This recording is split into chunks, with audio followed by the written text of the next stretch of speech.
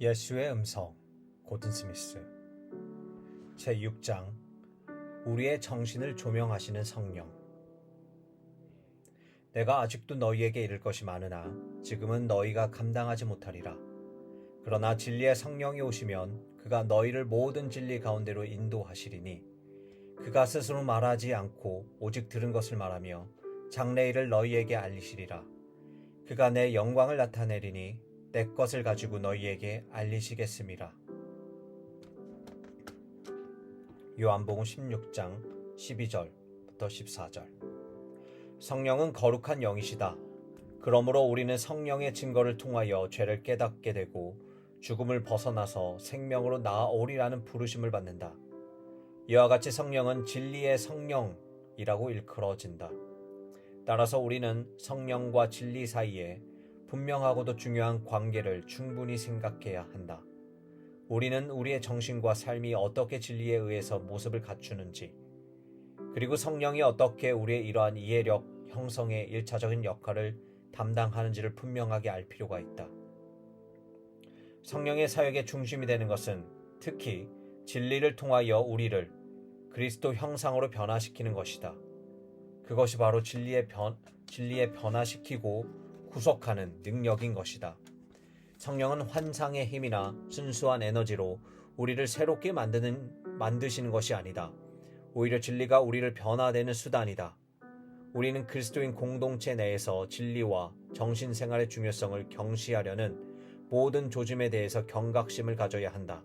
예를 들자면 일부 그리스도인들은 지성과 학문이 그리스도인의 생활에 잠재적인 위협이 된다는 생각을 조장하는 영적 운동, 즉 부흥운동의 상속자들이다. 그리고 현대 일부 기독교 공동체들은 연구와 배움의 중요성을 경시하는 태도로 삶과 예배와 공동체에 접근하고 있다. 또 어떤 사람들은 마치 진리가 진정한 인간 생활에 위협이 되는 양 진리보다 사람이 더 중요하다고 주장한다. 이렇게 진리를 무시한 결과는 불가피하게 성령의 사역에 대한 거부로 나타난다. 왜냐하면 성령은 진리 안에서 진리를 통하여 활동하시기 때문이다. 하나님의 진리가 우리의 삶을 채워주고 형성하며 변화시킬 때 우리는 완전히 활기를 띠며 자유로워진다. 무엇보다도 진리가 중요한 것이다. 그리고 성령과 진리는 협력 관계 속에서 활동한다. 우리는 주도적인 하나님의 활동에서 믿음에 도달하는 경험에서 이것을 보게 된다. 우리는 야고보에서 특히 진리의 말씀으로 새롭게 태어났기 때문에 온유함으로 도를 받아들이라는 권면을 받는다. 그리고 베드로전서에서 이와 똑같은 연결성을 보게 된다. 여기서 말씀을 통한 영적 성장의 촉구는 우리가 거듭나는 것은 살아있고 항상 있는 하나님의 말씀으로 된 것이라는 사실에 근거를 둔다. 다른 말로 표현하자면 영적인 성숙과 성장을 통한 그리스도인의 변화는 자유와 능력에 참여하게 하고 그 안에서 살아가게 하는 진리를 통해서 생긴다. 진리를 통하여 믿음에 이르며 진리를 통하여 믿음 안에서 성숙하게 된다. 이와 같이 예수님은 제자들에게 성령의 진리 가운데 인도해주는 진리의 성령님을 상기시키셨다. 예수님을 따르는 자들은 진리로 거룩하게 된다. 우리는 자신의 생각이나 행동 또는 언어 생활과 관련하여 부정적인 습관을 발견할 때 도대체 무엇이 나를 변화시킬 수 있는 능력을 가지고 있는가 하고 의아해한다. 우리가 새로워지고자 한다면 정확하게 어떻게 그렇게 될 수 있는가? 그 질문에 대한 대답은 매우 간단하게도 진리다. 따라서 신약 성경의 가르침은 중요성을 강조했음을 안다면 이 대답은 결코 놀라운 것으로 다가오지 않을 것이다. 예수님은 모든 족속으로 제자를 삼으라고 분부하실 때 특별히 제자가 가르침을 통하여 만들어진다는 것을 강조하셨다. 우리는 초대교회가 사도들의 가르침을 받기에 힘썼다는 내용을 읽는다. 디모데전서, 디모데후서와 디도서에 나타난 목회적인 권면에서 목회 중심 요소로서 가르침에 대한 강조와 촉구가 반복해서 나타나는 것을 보게 되는데 이것은 주목할 가치가 있다. 이런 말씀에 놓여있는 전제는 공동체가 진리에 참여하게 될 때에만 비로소 믿음, 소망, 사랑 안에서 성숙하게 된다는 것이다. 가르침이 없는 교회 삶에는 생동감이 없다. 우리를 자유케 하는 것은 진리다. 그리스도인으로서의 소명을 성취할 수 있도록 능력을 부여해 주는 것은 진리다. 우리는 진리를 두려워하지 않는다. 그리고 진리를 무시하지 않는다. 왜냐하면 진리를 무시함으로써 성령의 사역을 무시하기 되기 때문이다. 우리가 성령을 진지하게 대한다면 진리를 진지하게 대해야 한다. 진리를 진지하게 대한다는 것은 필연적으로 정신을 진지하게 여기고 정신생활을 진지하게 대한다는 것을 의미한다. 우리는 특히 정신을 통해서 진리와 만난다. 우리가 배우고 이해하며 비판적으로 생각할 줄 아는 정신을 갖는 것에 가치를 부여하지 않는 한 진리는 아무 가치가 없을 것이다. 사람들은 머리가 나쁘다는 말에 매우 자주 한다. 내 경우에 내가 무엇인가를 이해하지 못한 것처럼 보였을 때 나를 못마땅하게 여겼던 초등학교 1학년 선생님의 비웃는 듯한 논평을 아직도 기억한다. 그리고 고등학교 2학년 때 나의 지적인 능력을 깨닫도록 도와준 선생님을 만나지 못했더라면 나의 성장기의 이 실패를 극복할 수 없었을 것이라고 가끔 생각한다. 특히 어린 시절에 생각하고 지성을 사용할 줄 아는 능력이 의문시되면 우리의 정체성과 인격 개발을 위한 잠재력에 중심이 되는 어떤 것이 타격을 입는다. 선배나 동료들의 조롱하는 말이 쉽게 지워지지 않는 흔적으로 남게 될 수 있다. 어린이나 젊은이들의 성장 과정에서 중요한 것은 깊이 생각하고 진리에 참여할 수 있는 능력을 인정해 주는 것이다. 정신을 존중한다는 것이 함축되는 바는 우리가 흡수하는 것에 대해, 즉 우리의 정신을 채우고 생각에 영향을 주는 것에 주의를 기울인다는 것이다. 확실히 그리스도인의 필수적인 훈련은 보고 듣는 내용, 우리의 생각에 집중하는 것은 일부러 의식하는 것이다. 사도 바울은 독자들에게 이것들을 생각하라고 촉구했다. 우리가 현재 어떤 사람인지, 장차 어떤 사람이 될 것인지를 결정하는데 정신의 내용만큼 중요한 것은 없을 것이다. 우리의 행위는 생각의 열매다. 우리의 행동과 반응, 경향과 성향은 모두 우리의 정신에서 일어나고 있는 것의 결과다. 그러므로 그리스도인은 당연히 정신을 진지하게 대해야 하며 열정과 결의를 가지고 진리를 알려고 하는 것에 중요함을 인식해야 한다. 우리가 사랑받고 있음을 확신시키는 성령의 증거에 의도적으로 응답하는 영적인 훈련은 감사이며 죄를 깨닫게 하는 성령의 사역을 받아들이는 훈련은 고백이다. 더 나아가서 우리의 정신을 밝게 비추어주는 성령의 사역에 의도적으로 응답하는 영적인 훈련이 있는데 그것은 바로 묵상이다. 묵상은 우리가 마음과 정신으로 진리에 참여하는 영적 훈련이다. 우리는 감각하고 참여하고 정신으로 검토하는 구체적이고 물리적인 실체들에 주의를 기울인다. 그리고 마찬가지로 우리의 삶과 세계에서 하나님의 인재를 나타내는 영적인 역동성에도 주의를 기울인다. 우리는 이러한 기본적인 훈련을 배우고 실천한다.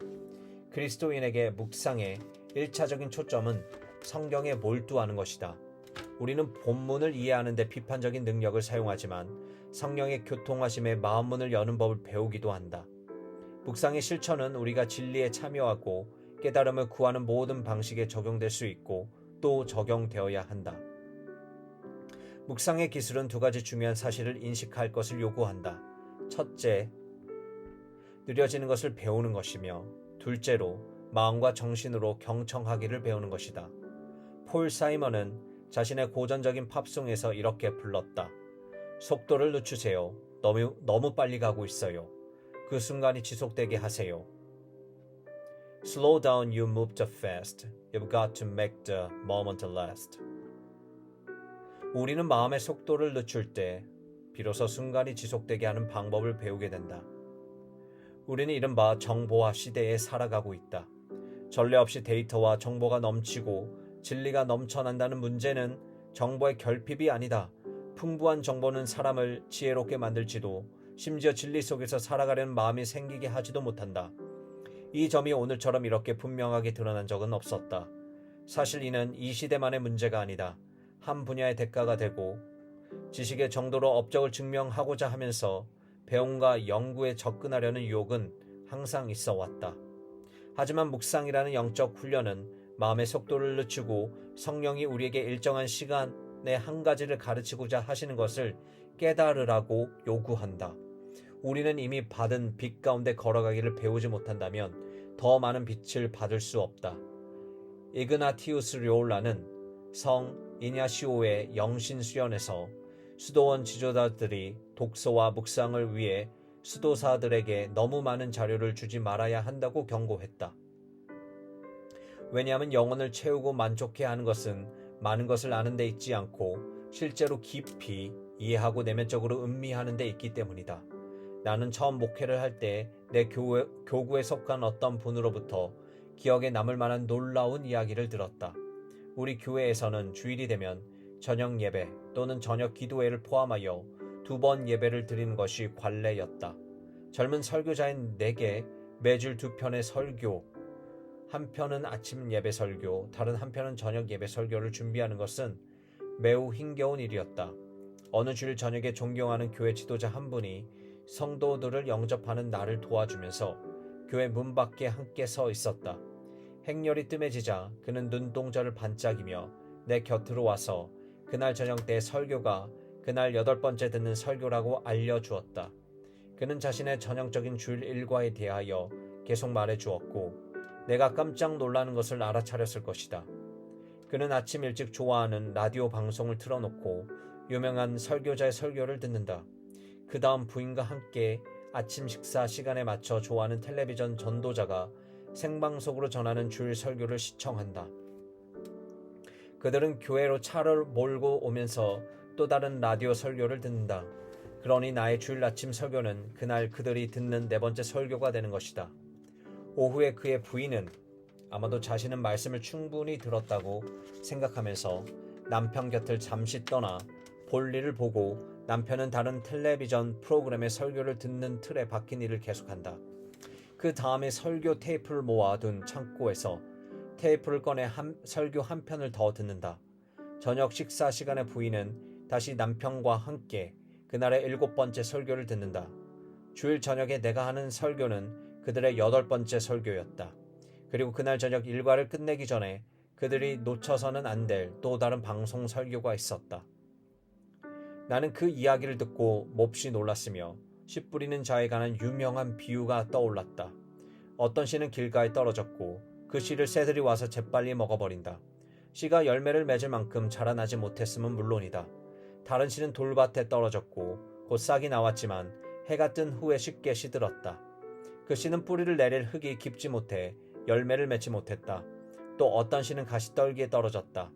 거기에도 열매는 없었다. 이번에도 잡초가 무성했기 때문이다. 그리고 마침내 어떤 씨는 좋은 땅에 떨어졌고 큰 결실을 맺었다. 예수님은 자신을 따르는 사람들에게 말씀 듣는 일의 중요성을 일깨우기 위해 이 비유를 사용하셨다. 예수님은 말씀에 대한 서로 다른 반응을 서로 다른 토양으로 비유하시고 주의 깊게 경청하여 말씀이 마음과 정신의 털을 잡고 행위의 열매를 맺는 사람이 되라고 촉구하셨다. 나는 예수님이 우리 시대에 이 비유를 말씀하신다면 5번째 범주를 덧붙이지 않았을까 상상해 본다. 아마도 그분은 우리 시대가 데이터로 넘쳐나는 시대이며 많은 정보를 얻는 것을 많은 지혜로 얻는 것으로 쉽게 혼동하는 시대라고 지적하셨을 것이다. 또 이렇게 말씀하셨을 것이다. 씨 뿌리는 자가 씨를 한 움큼 가져다가 덤불에 뿌렸다. 씨들이 경쟁하듯 서로 엉켜 붙었기 때문에 아무것도 자라지 못했고 아무 열매도 맺지 못했다. 나는 그 시점부터 저녁 예배에서는 아침 설교의 주제를 계속 연결하거나 반영하는 설교를 해야겠다고 생각했다. 나는 주일날 2편의 설교, 9편의 설교는 말할 것도 없이를 듣고서는 진적으로 반응할 수 없음을 깨닫기 시작했다. 내 사랑하는 형제에게 설교를 듣는 것은 일종의 취미였다. 그것은 나름대로 가치가 있겠지만 참된 영적 배움은 아니다.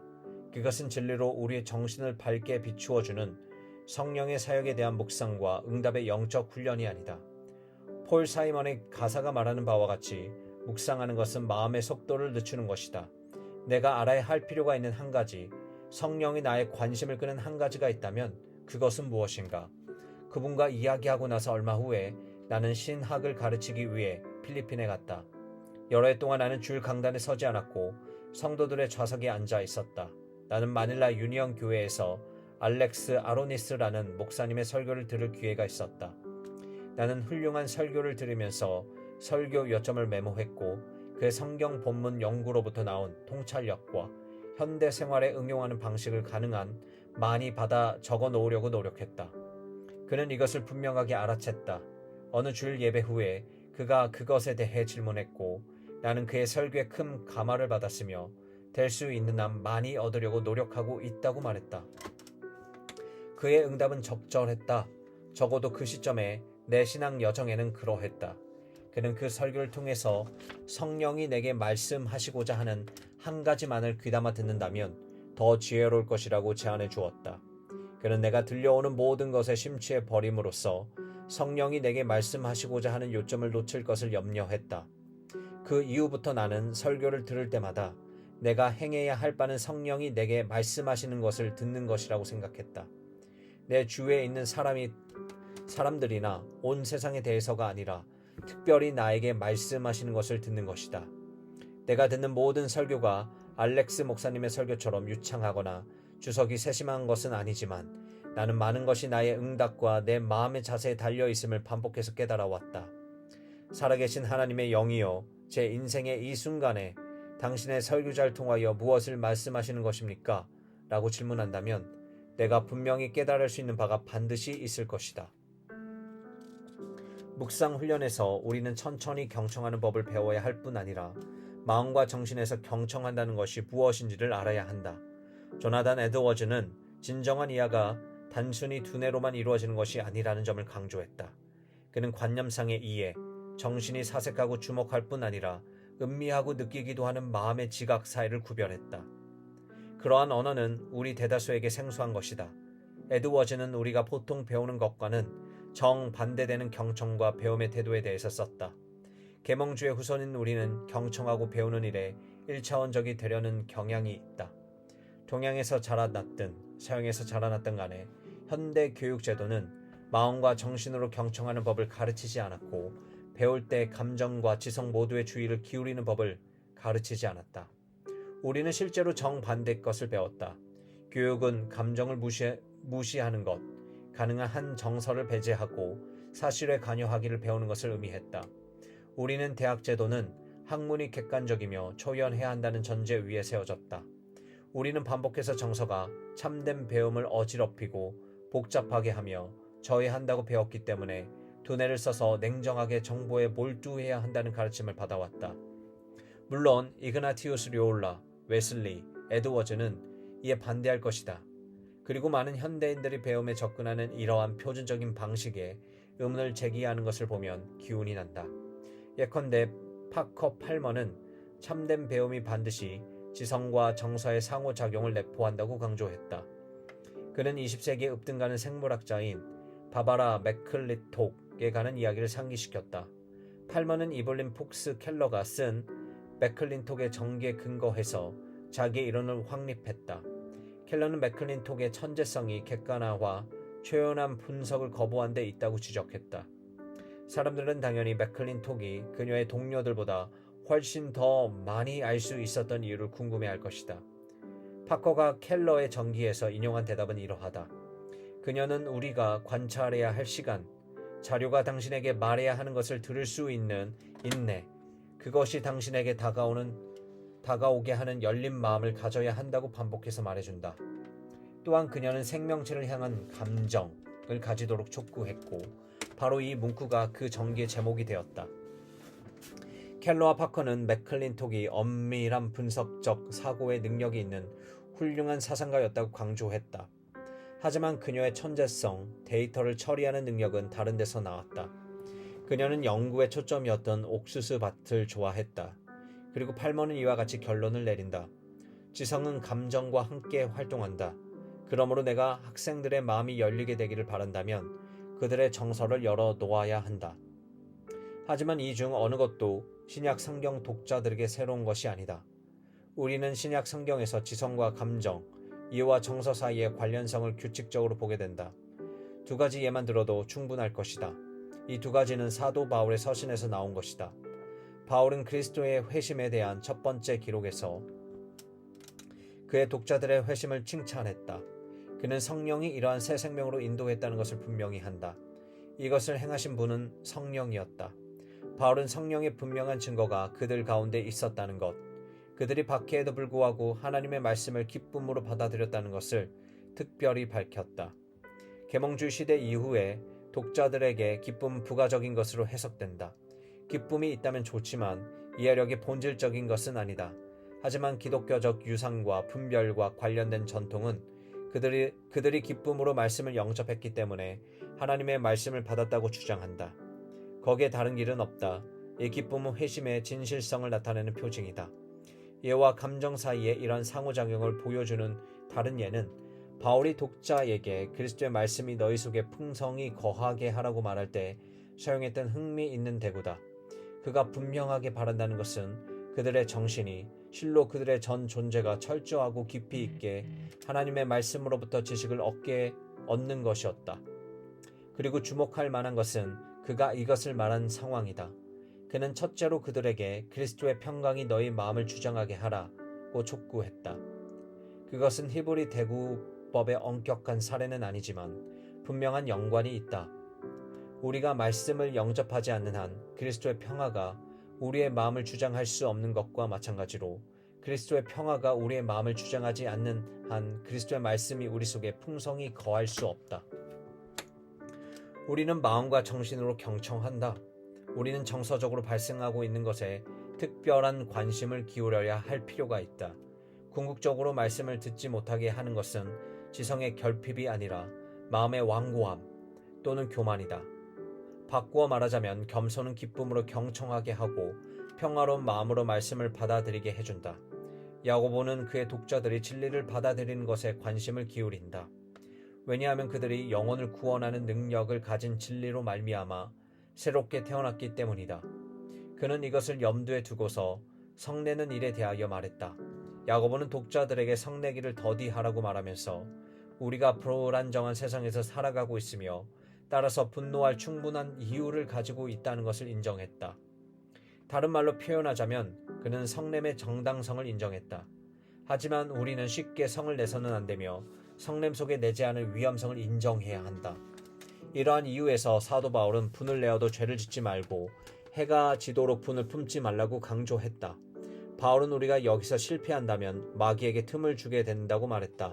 그런 까닭에 경계가 필요한 것이다. 성냄이 정당하고 어떤 상황이나 사태에 대한 우리의 반응이 합당하다고 하더라도 거기에 머물러 있어서는 안 된다. 성냄은 우리가 성령 안에서 살아가고 있는 정서적 마음 상태가 아니다. 야고보가 표현한 바와 같이 사람이 성내는 것이 하나님의 의를 이루지 못함이라. 그 대신에 그는 온유함으로 말씀을 받아들이라고 촉구했다. 디모데전서 2장에 이와 유사한 강조가 있다. 그리스도인의 예배에 관한 중요한 논의에서 성경 본문은 첫째로 남자들이 예배를 드리는 방법과 그 다음으로 여자들이 예배를 드리는 방법에 대해서 말한다. 하지만 두 방법의 요점은 본질적으로 같다. 남자들은 분노와 다툼 없이 기도해야 하며 여자들은 조용한 정신으로 배워야 한다. 남녀가 모두 온유함으로 예배를 드리고 배우라는 요청을 받는다. 우리는 묵상 훈련을 위해 속도를 늦추고 한 가지 말씀에 귀 기울여야 함을 깨닫는다. 이는 정신을 밝게 비추어주는 성령의 사역을 나타낸다. 속도를 늦춤으로써 우리에게 정서적으로 발생하고 있는 것에 주의를 기울이는 법을 배우는 것이 필수적이다. 우리는 영적 경험에서 정서의 위치나 마음의 정서적 태도에 대해 고지식하거나 태만해서는 안 된다. 그것이 중요하다. 사실상 그것이 모든 차이를 유발한다. 시편 119편 36절에서 우리는 내 마음을 주의 증거들에게 향하게 하시고 라는 유명한 구절을 읽게 된다. 이것은 우리의 마음이 주의 증거로 향할 때에만 진리, 하나님의 법령에 참여할 수 있음을 암시한다.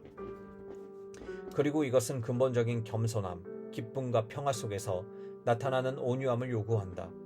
정신을 밝게 비추는 성령의 사역에 응답하기 위해서는 마음을 위로 향하는 법을 배워야 한다. 왜냐하면 인간의 정신이 마음과 연합하지 않고서는 진리에 참여할 수 없기 때문이다. 이미 강조한 바와 같이 우리에게 정서적으로 발생하고 있는 것을 인식하고 감상하는 것만큼 성령의 내적 증거에 귀 기울일 수 있는 능력에 결정적인 것은 거의 없다. 성령이 우리를 진리로 부르실 때 경청하기를 배우는 것은 성경이 우리 앞에 제시하는 것을 읽는 것 이상을 행한다는 것을 의미한다. 읽기는 좋은 것이지만 읽기가 경청하기와 동일한 것은 아니다. 경청하기 위하여 우리는 마음과 정신을 모두 집중해야 한다. 마음과 정신으로 읽고 경청하는 것은 진리 앞에서 속사람의 자세가 믿음, 겸손, 받아들이는 자세로 하나가 되는 것이다.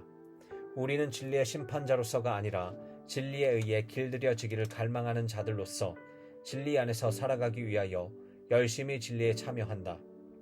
그때 비로소 하나님의 말씀에 변화시키는 능력을 향해 우리의 마음과 삶을 열게 되는 것이다. 이런 태도는 선택사항이 아니다. 우리가 단지 두뇌로만 말씀에 몰두하는 데 만족한다면 성경은 그리스도인답게 살아가기 위한 정보와 유익한 조언을 얻어낼 수 있는 정보와 원리들의 덩어리로만 남게 될 것이다. 우리가 색다르게 읽기를 배우지 않는 한, 마음과 정신 모두를 기울여 정리를 경청하지 않는 한,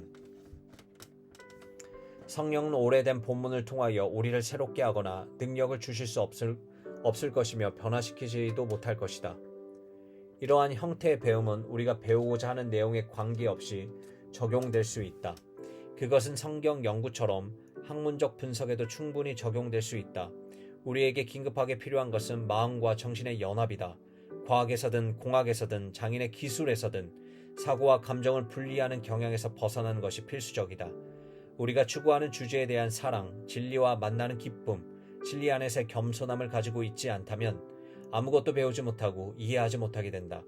예컨대 속사람의 성향이 분노로 차 있다면 이해력은 불가피하게 왜곡된다. 우리는 사고와 감정을 분리해서는 안 된다.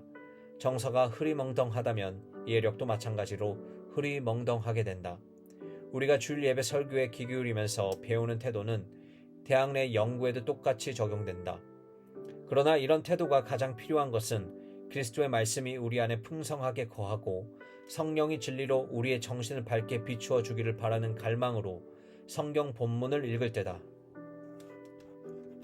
모든 배움은 마음과 정신으로 진리에 열중할 것을 요구하지만 성경을 통한 진리의 능력으로 정신을 조명받고 성령에 응답하고 할 때 이러한 역동은 더욱 중요해진다.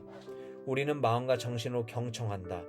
우리는 본문을 진지하게 다루면서 지성으로 성경을 읽는다.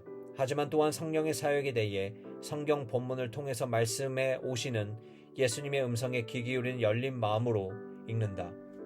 이 훈련을 잘 묘사해주는 고전적 용어가 있는데 바로 렉티오 디비나.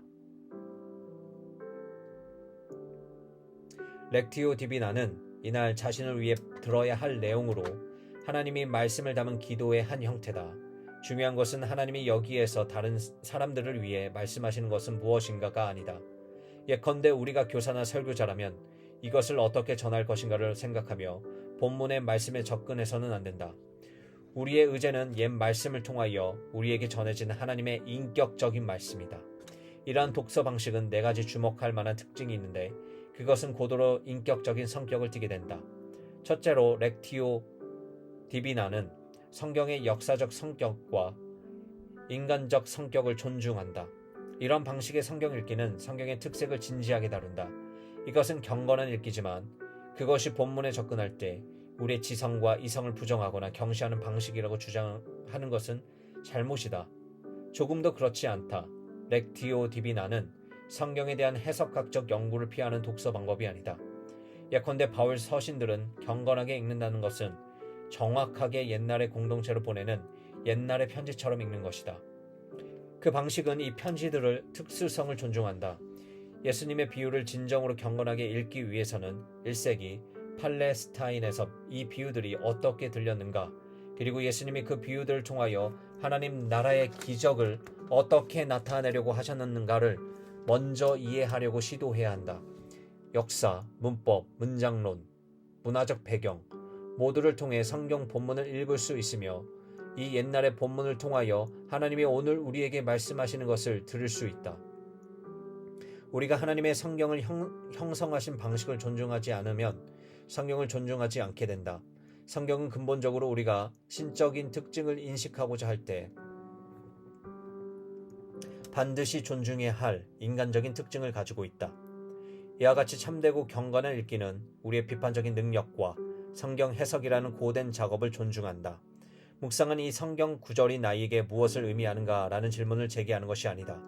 오히려 그것은 먼저 이 성경 구절이 과거에 무엇을 의미했는가를 묻고 그 다음에 하나님이 오늘 그 말씀을 통해서 나에게 어떻게 말씀하고 계시는가를 묻는 것이다.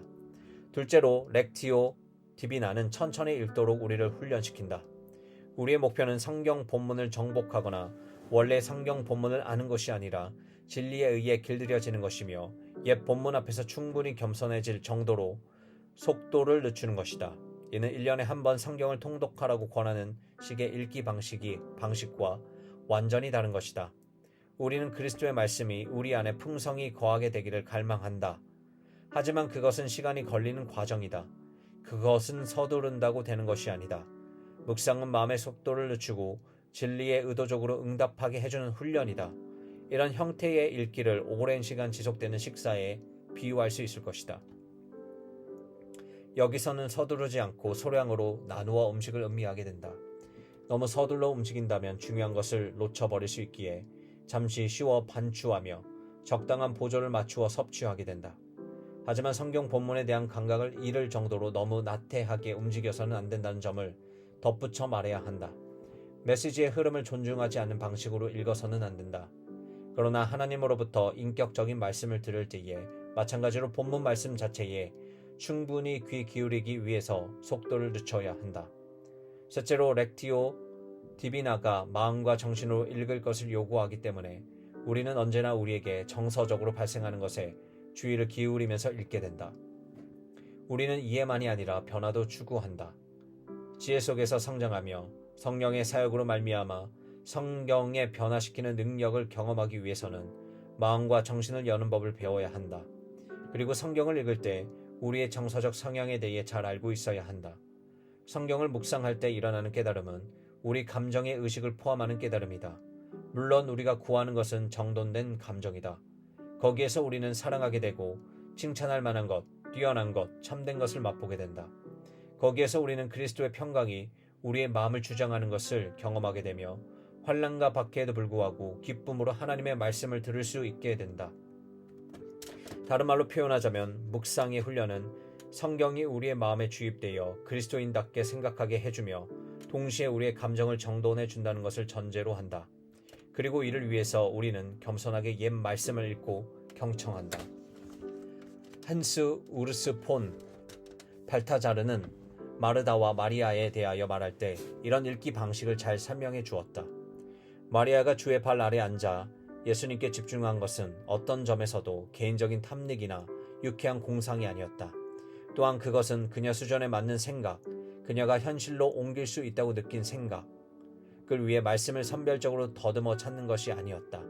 그것은 선호함 없이, 선별이나 선택 없이, 선언적인 제한 없이 말씀에 대한 완전히 개방적인 자세, 말씀에 참여하려는 자세였다. 그것은 가장 작은 짓이라도 빠뜨리지 않으려는 조심스러우면서 침착한 태도였지만 가장 광범위한 광경을 포용할 준비가 되어 있는 자세였다. 나는 말씀에 대한 완전한 개방적인 자세라는 발티자르의 말에 특히 주목하고자 한다. 그러한 준비 자세는 지식은 교만하게 만든다는 것을 깨닫게 하며 겸손은 무릎을 꿇게 하고 우리의 마음을 평온하게 하며 복종을 요구한다는 사실을 깨닫게 한다. 이런 형태의 겸손한 응답은 우리에게 정서적으로 발생하고 있는 것에 주의를 기울일 때에만 비로소 가능하다. 우리는 두려움이 아니라 사랑으로, 분노가 아니라 기쁨으로, 하나님의 평화의 지배를 받는 마음으로 하나님의 말씀 듣기를 갈망한다. 우리가 구하는 것은 예수님의 두 제자들이 길에서 우리에게 말씀하시고 우리에게 성경을 풀어주실 때에 우리 속에서 마음이 뜨겁지 아니하더냐 라고 하면서 부활하신 예수님과의 만남을 자세히 말할 때 넌지시 언급했던 은혜다. 우리가 진리에 참여할 때 마음과 정신을 어떻게 열고 배울 수 있는지를 다시 배워야 할 필요가 있다. 이러한 우리를 도울 수 있는 것은 음악이다. 우리는 흔히 음악을 유흥의 형태로 생각해서 배움을 위한 강력한 매체로서의 음악을 보고도 관가해버린다. 루터와 웨슬리 그리고 그들과 더불어 비롯된 개신교의 모든 부흥운동은 찬송을 부를 때 찬송하고 있는 진리에 우리의 마음과 정신을 열게 된다는 사실을 인식했다. 예배 음악과 찬송은 틀림없이 신학적인 진리를 내포하고 있으므로 우리는 힘차게 찬송을 불러야 한다. 왜냐하면 찬송을 부를 때 마음문을 열 수 있기 때문이다. 나는 음악을 정서를 조작하는데 군중을 선동하고 설교에서 전달할 진리를 받아들일 준비를 갖추도록 하기 위해 사용해야 한다고 주장하는 것이 아니다. 물론 감정과 지성 사이에 밀접한 관계가 있고 음악은 분위기를 고조시키는 잠재력이 있다. 그러나 내가 여기에서 주장하려는 것은 이것이 아니다. 내가 말하는 것은 우리의 개인적인 기도에서는 물론 공중 예배에서의 찬송과 노래의 생동적인 위치, 진리를 열심을 가진 마음으로 노래할 때 일어나는 기적이다. 마지막으로 렉티오 디비나의 결과는 예수 그리스도와의 만남이다. 우리의 궁극적인 갈망은 본문 말씀을 통해서 우리에게 말씀하시는 분이 아시는 것만큼 많이 아는 것이 아니다. 많은 그리스도인이 경건한 삶을 성경을 묵상하며 기도하는 조용한 시간이라고 생각하며 그들의 만남이 성경과의 만남이지 그리스도와의 만남이 아니라고 주장한다. 이것은 같이 있을 수 있지만 그리스도인이 실제로 구하는 것은 그리스도를 만나는 것이다. 바울은 우리가 그리스도를 보기 때문에 그와 같은 형상으로 변화하여 영광에서 영광에 이르게 된다고 말한다. 그리고 매일의 기도는 그리스도와 연합할 수 있는 기회, 성경의 옛날 본문이 촉진하는 연합의 기회가 된다. 공중 예배에서 우리가 갈망하는 것은 예수님을 보게 되는 것이다. 이러한 만남이 가능하기 위해서 성경을 봉독하고 설교를 전파하는 것이다. 우리의 이해와 지혜와 추구하는 목표는 그리스도를 경험적으로 알게 되는 것, 진리의 화신이신 분과 만나는 것이다. 우리 가운데 많은 사람이 한 가지 관점만을 추구하는데 만족하기 때문에 예수님을 알고 사랑하며 섬기는 일, 성경의 참된 목적을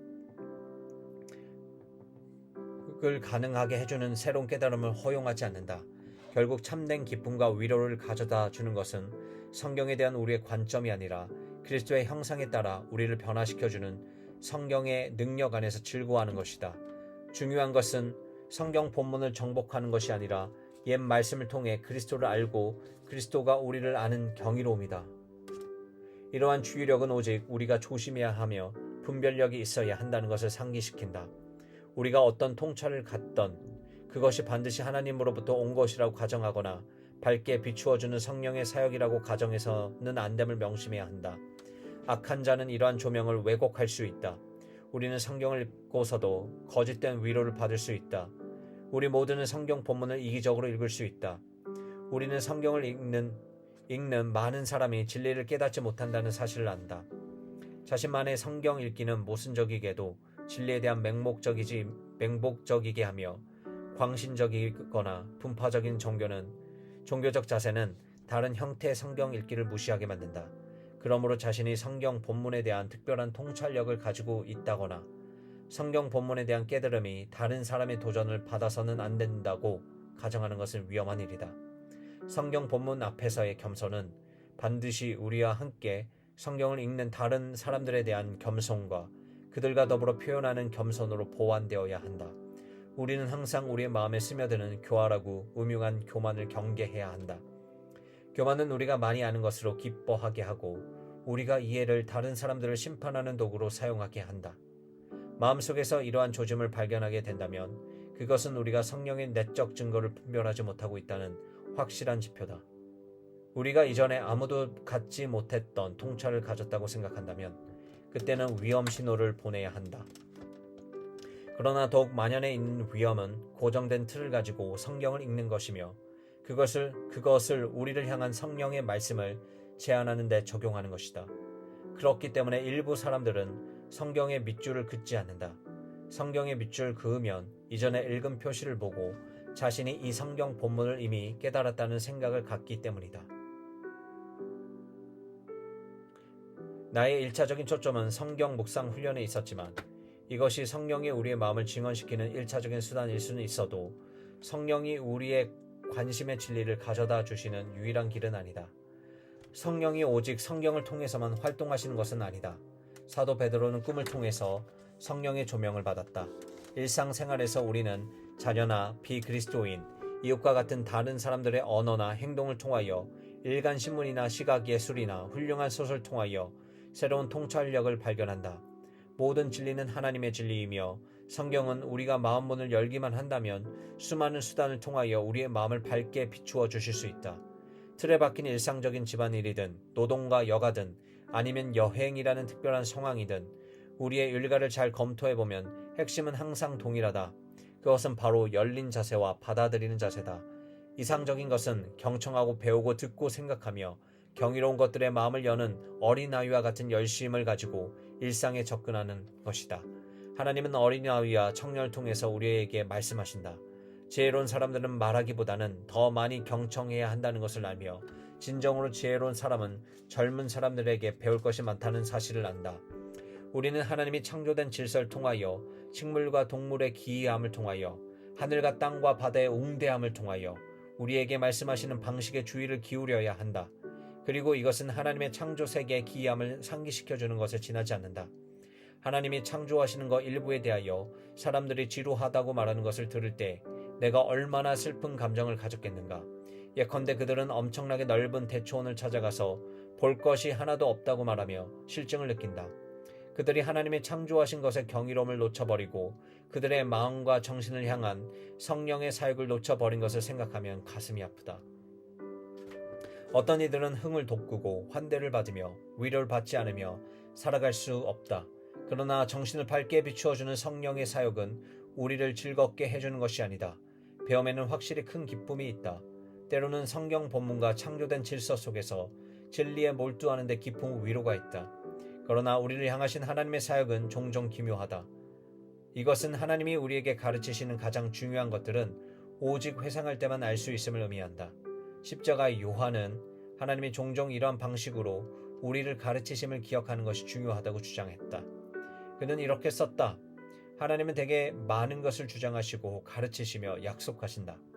하지만 우리는 그 말씀을 즉각 이해하지 못하고 적당한 시간이 지난 후에 또는 결과가 생겼을 때 비로소 그 말씀을 조명받게 될 것이다. 그리고 나서 그는 계속해서 이것을 자기 제자들 대하는 그리스도의 방법이었다고 지적한다. 예수님은 제자들이 이해하지 못하는 것을 많이 가르치셨고 제자들은 나중에 가서야 깨달았다. 그리고 나는 독서와 여행, 설교나 강의, 일상생활 등에서 성령의 증거를 통하여 알게 되는 많은 것이 한참 후에 학습된다는 것을 상기하게 되었다. 그것은 회상을 통해 학습된다. 확실히 이것은 복음서 기자가 마리아는 이 모든 말을 마음에 새기어 생각하니라 라고 썼을 때 의도했던 것이다. 그리고 이것은 우리 모두에게 설교를 들을 때 우리를 향한 하나님의 말씀이 명백하지 않으면 한참 지나서야 명백해진다는 사실을 깨닫게 해준다. 그래서 우리는 즉각적인 관련성을 찾고 적용하기보다 우리가 보고 듣고 만난 것을 통하여 하나님이 우리에게 말씀하시는 것이 무엇인지 숙고하기를 배우고 깨닫기를 기다려야 한다. 특히 우리는 열린 마음과 열린 자세로 진리 앞에 설 때에만 성령께 귀 기울이고 성령께 경청한다는 것을 상기하게 된다. 이것이 삶을 내어주는 겸손함의 자세이며 살아계신 하나님의 영의 진정으로 참여하게 해주는 마음가짐이다.